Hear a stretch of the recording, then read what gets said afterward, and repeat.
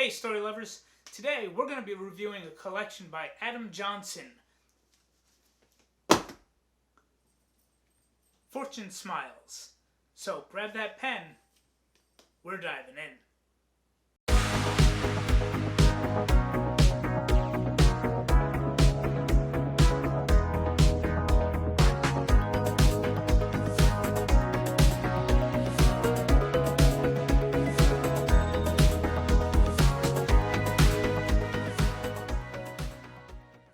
So here's how my book reviews basically go. I'm going to break it down into three different sections. The first section is I'm going to give you my general impression of the book, my ideas and thoughts about the stories, how they're functioning, and then the second part is going to be breaking down a technique that's done in the book that we can learn something from.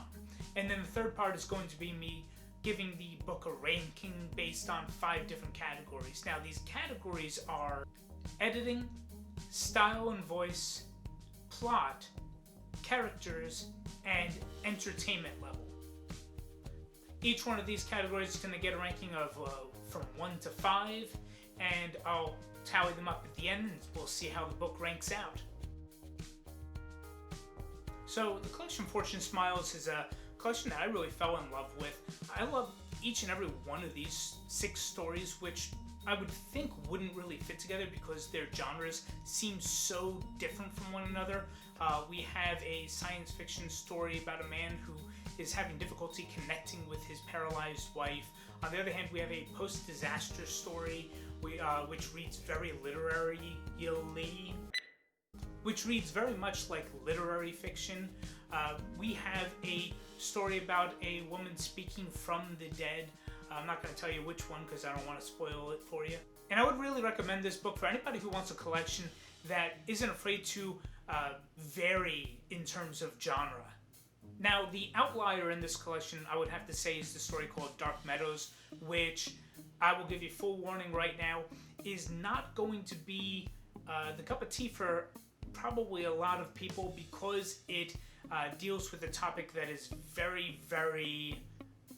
The main character is a pedophile, let's just put it that way. This is not exactly going to be for the faint of heart reader. This is quite a disturbing story, and I know that I had a little bit of difficult time getting through it. So just take that as it is. It's still a well-crafted story, but you might want to skip that one in the collection.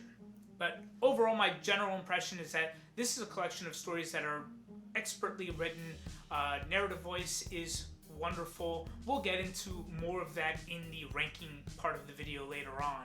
But I'm really happy with this collection, and I would read each one of these stories over again. Perhaps not so much with Dark Meadow. Okay, so what lesson can we take apart? We're taking apart the book. Give me the saw. So what lesson can we take from this book? There are actually many lessons that we can take, but the one I want to focus on is going to be in the story called Interesting Facts. So what Adam Johnson is doing here is actually taking a technique that is very common in non-fiction stories.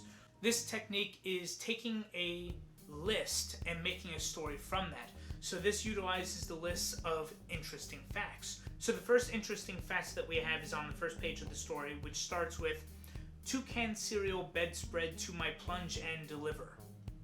Yes, I know, confusing. And the story even acknowledges that by continuing to say, it's okay if you can't make sense of that.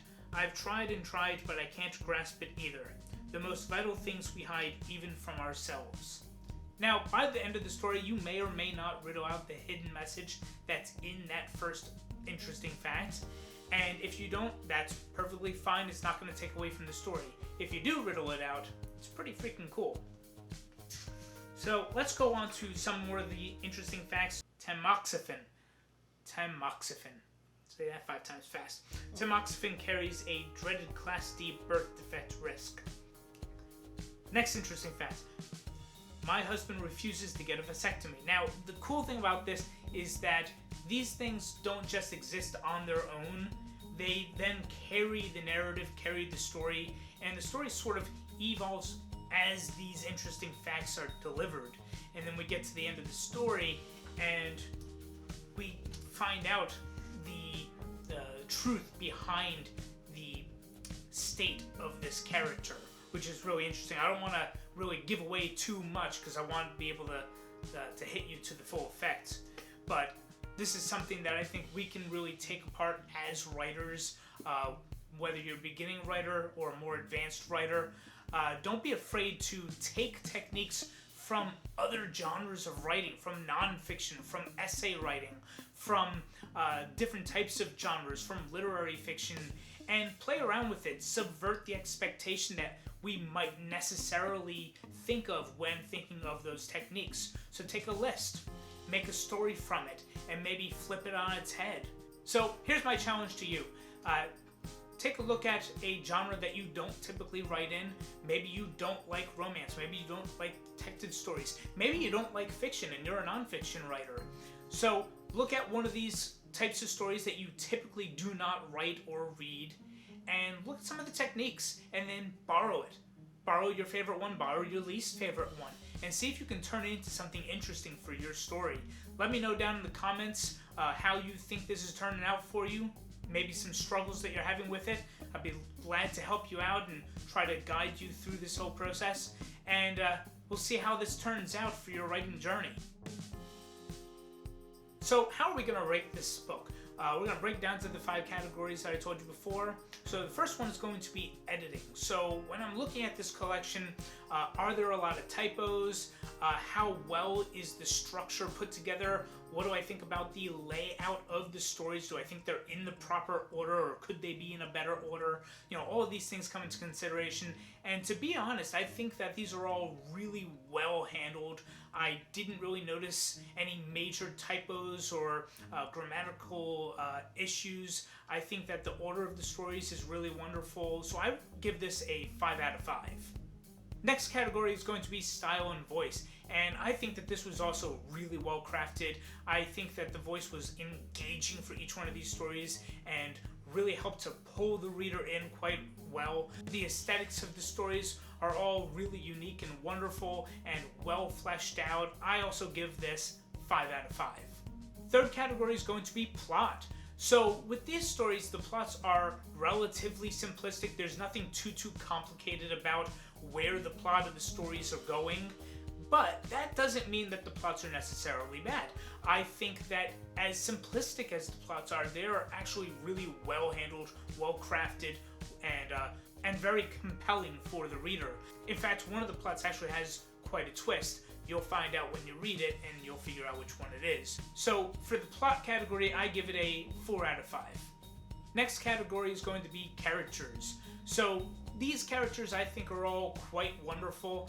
I feel pulled towards these characters, and I feel some heartache for a lot of these predicaments that the characters find themselves in. So I would give this book a 4 out of 5 for characters. And the last category is going to be entertainment. Was I entertained? Was I having fun while reading this story? Did I have any downtimes in the stories where I felt myself getting pulled out of the story, or being bored, or did I find myself skipping through and trying to find when the end of the story is going to be so I can get to the next one? And to that I say, it was wonderful. I had a great time. I would read all of these again. In fact, I am going to read all of these again. Entertainment, I give it a 5 out of 5. Bringing our total ranking to 4.6 out of 5. So I hope you enjoyed this video. If you have, click that like button, hit subscribe, and ring that bell, and I will see you for the next video. Till next time, story lovers, bye.